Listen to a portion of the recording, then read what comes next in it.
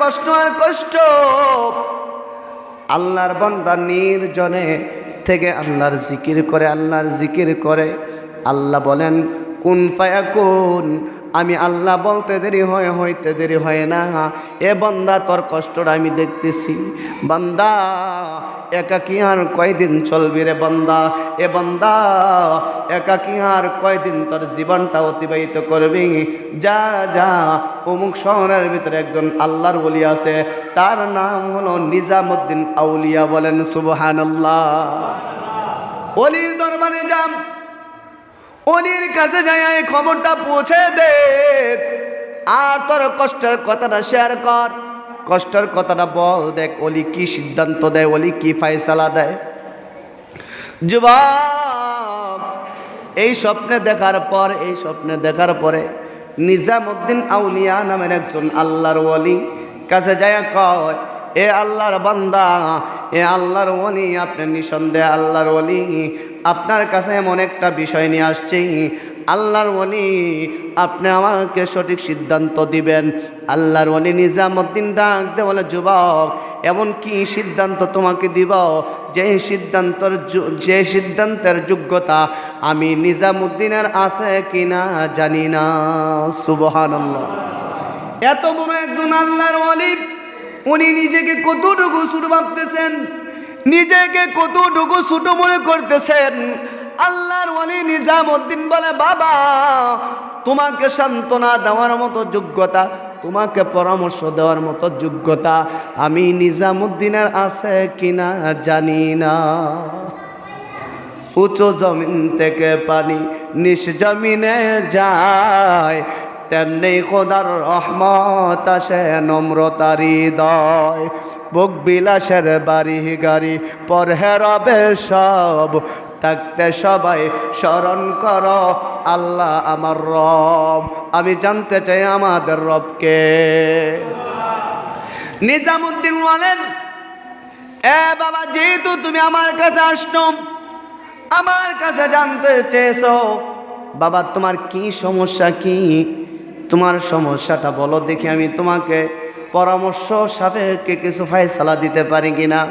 ডাক দে বলে, আল্লাহর ওলি, আমার এমন একটা সমস্যা, যেই দিন আমি নতুন আমি কেবলমাত্র বিবাহ বন্ধনে আবদ্ধ হয়েছি, হুজুর খাবার দাবার বিশাল বড় আয়োজন ছিল, আমার সমাজের বহু লোক আমি এই বরের সাথে তারা মেহমান হয়ে কন্যার পক্ষে কন্যার বাড়িতে গিয়েছিল। হুজুর যেই সময় আমি কন্যার পক্ষ থেকে আমার বাড়ি ফিরব, ওটা ছিল নদী পথ। ওই নদী পথে আসার মাঝখানে আমরা যে নৌকা নিয়ে গেছি, ওই নৌকা ডুবে ডুবে আমার মা বিদায় হয়ে গেছে। হুজুর আমার বাবা বিদায় হয়ে গেছে। হুজুর যে মেয়ের সাথে আমি বিবাহ বন্ধনে আবদ্ধ হয়েছি, হুজুর এই মেয়েটাকে আমি এক নজর দেখতে পারি নাই। হুজুর আমার দেখার সৌভাগ্য হয় নাই। হুজুর আমার একাকিত্ব জীবন এখন বহু কষ্ট চলতেছে, এখন আমি কি করব বলেন? হুজুর ডাক দে বলে, বাবা তুমি যদি আমার কাছে মুরিদ হতে চাও, আমার কাছে মুরিদ হতে চাও, তাহলে আমি যা যা বলবো তা তোমার পালন করা লাগবে। আমি যা যা বলবো তুমি তা শোনা লাগবে। আওয়াজ দিয়ে বলেন ঠিক কিনা? যদি তুমি আমার কাছে মুরিদ হও, এ যুবক, যদি তুমি আমাকে বিশ্বাস করো, তাহলে আমি যা যা বলবো তা তুমি শুনতে হবে, তা তুমি মানতে হবে, তাহলে তুমি আমার কাছে মুরিদ হইতে পারবা। সুবহানাল্লাহ বলেন। বলে, হুজুর ঠিক আছে, তাও আপনার কথা শুনবো, আপনার কথা মানবো, আমাকে মুরিদ করাবেন, আপনার কথা শুনবো। হুজুর ডাক দে বলে, যুবক যদি আমার কথা তুমি শোনো, তাহলে আমাদের পার্শ্ববর্তী যেই শহর, ওই শহরের ভিতরে একটা পতিতালয় আছে। নাউজুবিল্লাহ বলেন, আরো জোরে বলেন নাউজুবিল্লাহ। ভালো করে এখন বুঝছেন। নিজামুদ্দিন আউলিয়া বলে, বাবা যেই শহর, এই শহরটার মধ্যে একটা পতিতালয় আছে,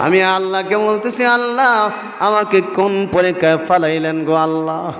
নিজামুদ্দিন আউলিয়া পাঠাইছে আমাকে এখানে খারাপ কাজ যেখানে করে খারাপ কাজের ভিতরে লিপ্ত হওয়ার জন্য।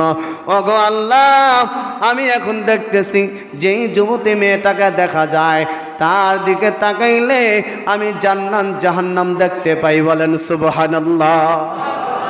ওগো আল্লাহ, আমারও মনে হয় নিঃসন্দেহে মহিলাটা আল্লাহর একজন ওলিনি, আল্লাহর একজন প্রিয় বান্দি। বলেন সুবহানাল্লাহ। যুবক বলেন আমি সাথে সাথে নামাজও দাঁড়ায় গেলাম। যুবক বলেন আমি অন্যদিকে সাথে সাথে নামাজও দাঁড়ায় গেলাম। নামাজও দাঁড়াইয়া আল্লাহকে বললাম, আল্লাহ আমি এখানে খারাপ কাজের জন্য আসি নাই গো আল্লাহ। আল্লাহ আসছি নিজামুদ্দিন আউলিয়ার হাতে হাত রাখার জন্য, মুরিদ হওয়ার জন্য, উনার কথাটা মানার জন্য এখানে আমি আসছি, কোনো খারাপ কাজের জন্য আসি নাই গো আল্লাহ। আল্লাহ গো, আসার পর আমি যেই মেয়েটাকে দেখতে পাইলাম নিঃসন্দেহে আমারও মনে হয় আপনার প্রিয় বান্দি। বলেন সুবহানাল্লাহ। আল্লাহ পাক রব্বুল আলামিন যুবকের মনে বড় মায়া, যুবকের মনে বড় মায়া, যুবকের মনে বড় মায়া জমাই গেল এই মেয়েটার প্রতি। যুবক একদিক দিয়া থর থর করে কাঁপতেছে আর বলতে, আহারে আল্লাহ আমাকে কোন পরীক্ষার মধ্যে ফালাইল। যুবতী মেয়েটা পিছনের দিকে তাকায় না। কিতাবের মধ্যে লেখেন যখন ফজরের নামাজের আজান হয়, আসসালাতু খায়রুম মিনান নাওম,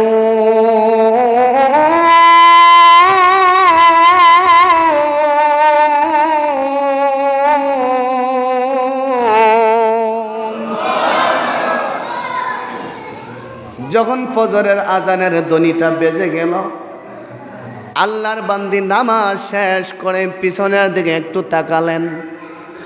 তাকায়া দেখে একটা যুবক মাথা নিচু করে বসে আছে আর যুবকটা কোরআন তেলাওয়াত করতেছে। বলেন সুবহানাল্লাহ। যুবকটা ফজরের নামাজ পড়ে বের হয়ে যাবে এমন সময় ওই যুবতী মেয়েটা ডাক দেয়া বলে, যুবক ভাই, সারাটা রাত্র আপনি নামাজের ভিতরে দাঁড়ায়া দাঁড়ায়া আল্লাহর কাছে কান্না করেছেন। এ যুবক ভাই, আপনার পরিচয় আমি জানি না, আপনি আমার পরিচয় জানেন না। আওয়াজ দিয়ে বলেন ঠিক কি না?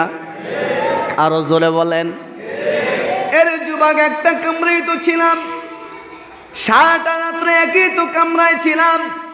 এ যুবক ভাই, ফজরের আজান হয়ে গেছে, তুমি এখন চলে যাইবা, আমি একা কিভাবে এই জায়গায় অবস্থান করব? বলেন মহিলা মানুষের বিপদরা কম না বেশি? জোরে বলেন। একটা যুবতী মেয়ে যদি একাকী একটা রুমের ভিতরে থাকে, ভয়টা কম না বেশি? আরো জোরে বলেন।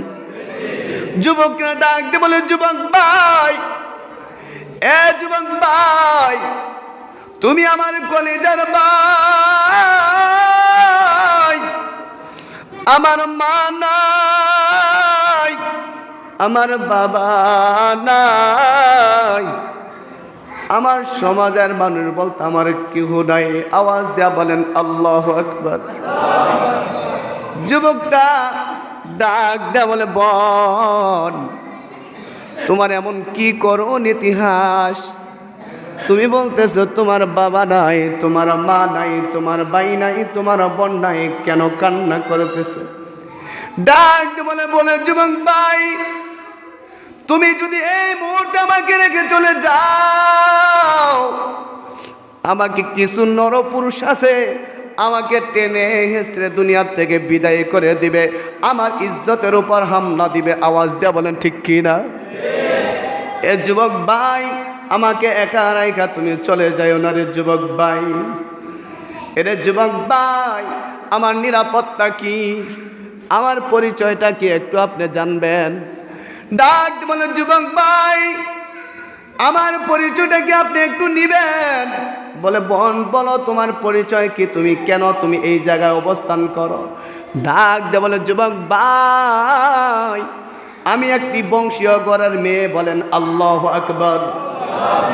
বলে আমার বাবা ছিল কোরআনের হাফেজ, আমার মা ছিল কোরআনের আলেমা। আওয়াজ দিয়ে বলেন আল্লাহু আকবার। ডাক দিয়ে বলে যুবক রে, আমাকে জীবনে কোনো পুরুষ দেখে নাই রে যুবক। এরে যুবক, আমি একটা বংশীয় ঘরের মেয়ে, আমাকে কেউ কোনোদিন দেখে নাই। আমি এমন একটা পর্যায়ে আসবো আমি কোনোদিন কল্পনা করি নাই, কোনোদিন ভাবিও নাই। এরে যুবক, তুমি যদি আমার ইতিহাসটা একটু শোনো, ধৈর্য দিয়ে শোনো। ডাক বলে যুবক ভাই, কেবলমাত্র আমার নতুন বিবাহ হয়েছিল। আমার ভাই ছিল কোরআনের হাফেজ, আমার ভাই একজন আল্লাহওয়ালা ছেলে দেখে আমাকে বিবাহ বন্ধনে আবদ্ধ করেছিল। সুবহানাল্লাহ বলেন। যুবকের দিলটা নাড়া মারছে। আল্লাহু আকবার। প্রথম থেকে যারা শুনছেন আপনাদের বোঝাটা এখন সহজ হয়ে যাবে। যুবক ডাক দেওয়ালে বলেন ইতিহাসটা কি বলেন।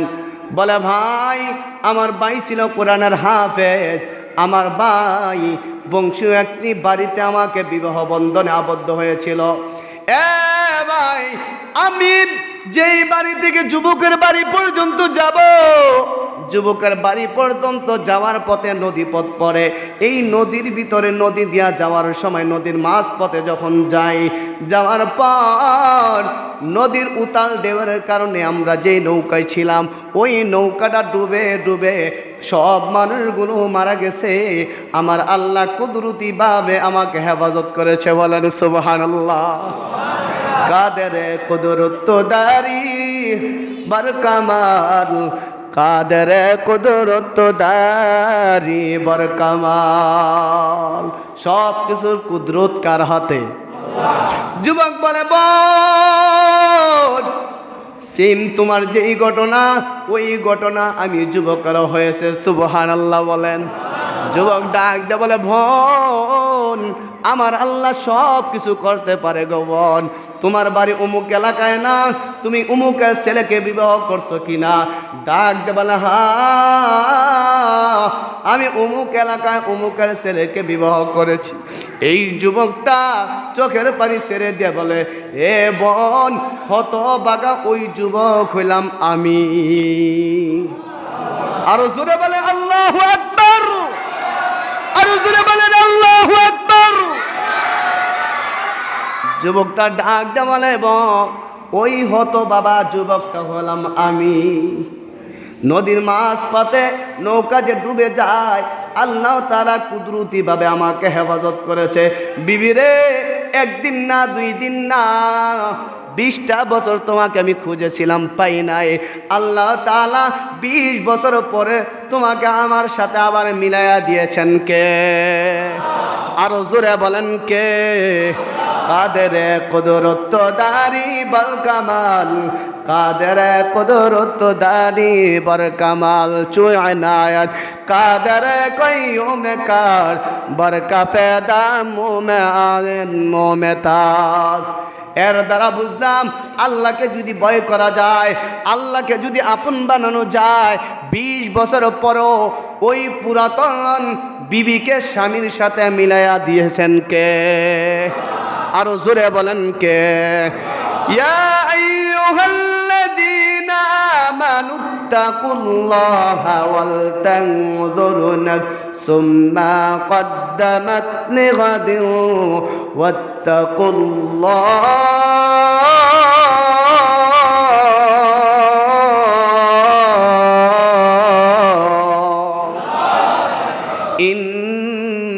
ইন্নাল্লাহা খাবীরুম বিমা তা'মালুন।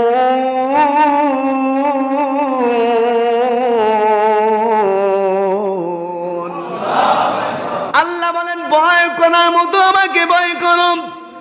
এ বললাম তোমার ভিতরে আমার ভয় ছিল। তুমি তোমার মা হারায় আমাকে বলো নাই, তুমি তোমার বাবাকে হারায় আমাকে বলো নাই, তুমি তোমার বিবিকে হারায় আমাকে বলো নাই। আমাকে না বলার কারণে ভয় ভীতি নিয়া আল্লাহ আল্লাহ জিকির জারি করছো। 20 বছর পরে তোমার বিবিকে মিলাইয়া দিয়েছেন কে? ইন্নাল্লাহা সামিউম বাসীর।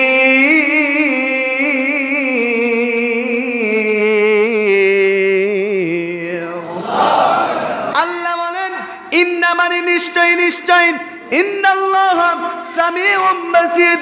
বক্তা কি বলতে চায়, কি বুঝাইতে চায়, সব কিছুর খবর এবং জানেন কে?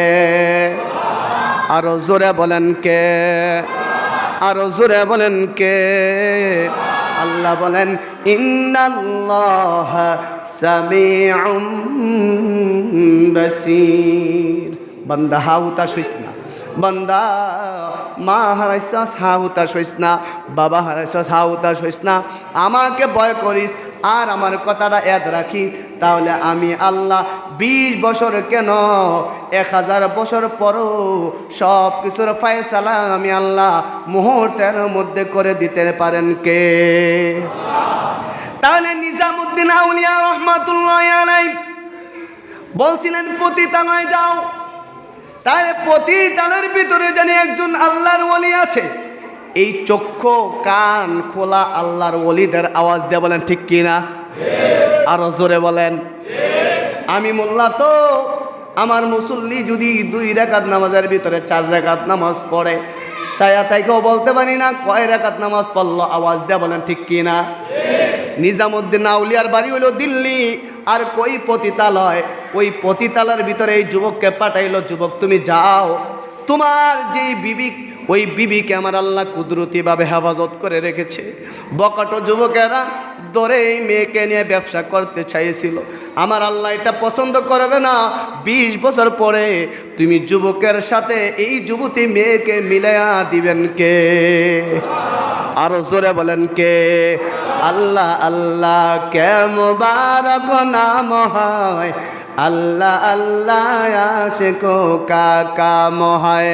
আল্লাহ আল্লাহ কে মুবারক নাম হয়, আল্লাহ আল্লাহ আশিকো কা কাম হয়। মাইলে মোমেন সোয়া মোমেন মিশাওয়াদ, মাইলে কাফের সোয়া কাফের মিশাওয়াদ। ওই যুবক শেষ পর্যন্ত দোয়া করছে, আল্লাহ তোমার ওলিরাদের চোখ যে খোলা, তোমার ওলিদের কান যে খোলা, আজকে আমি যুবক তার প্রমাণ। বলেন সুবহানাল্লাহ। এই জন্য আল্লাহ পাক রব্বুল আলামিন আমাকে আপনাকে প্রত্যেকটা ওলিদের সাথে থাকার তৌফিক দান করুক। সবাই বলেন আমিন। আরো জোরে বলেন আমিন। বাবা খাজা খাওয়া কতলা গাজা যাই কয় খাজা খোর, তার 14 গোষ্ঠীর জোতা চোর। আওয়াজ দিয়ে বলে ঠিক কিনা? গাজা খোরের বলে গেলে গাজাই পাওয়া যাইব, কোরআনের গন্ধ আর পাওয়া যাবে না। আর একজন আল্লাহর ওলির কাছে যদি যান, আল্লাহর কোরআনের তেলাওয়াত তার জবান থেকে বের হবে। আওয়াজ দিয়ে বলেন ঠিক কিনা? তাহলে আল্লাহ পাক রব্বুল আলামিন অন্য অন্য সময়ের তুলনায় মুসল্লি একটু কম লাগে। কি শীত হওয়ার কারণে? যে যে ঠান্ডা পড়ছে না? আল্লাহ পাক রব্বুল আলামিন প্রত্যেককে মসজিদে আসার এবং কোরআন হাদিসের কথা শোনার মতো যেন আল্লাহ সুযোগ করে দেয়। সবাই বলেন আমিন। একটা বাবার কাছে যদি ছেলে থাকে, একটা ছেলের কাছে যদি বাবারা থাকে, বলেন আনন্দটা কম না বেশি? জোরে বলেন না, কম না বেশি? এখানে অনেকে আমার বাবার সমতুল্য। বাবা আপনারা যদি আরেকটু আগে আগে আসেন, আমার জন্য ফায়দা, আপনাদের জন্য ফায়দা, ঠিক কিনা? যেই কথাগুলোই বলা হবে কিছু হইলে শিখবেন, একটা ঘটনা হইলেও তো শিখবেন। যুবক ভাইয়েরা সামনের সপ্তাহ আগে আগে আসবা তো ইনশাআল্লাহ? যুবকরা আওয়াজ দিয়ে বলো ইনশাআল্লাহ। এক একজন যদি আসুক আর না আসুক, একজন করেও দাওয়াত দেন। 40 জন মানুষ থাকলে একজন করে আসলে 80 জন, ঠিক কিনা বলেন?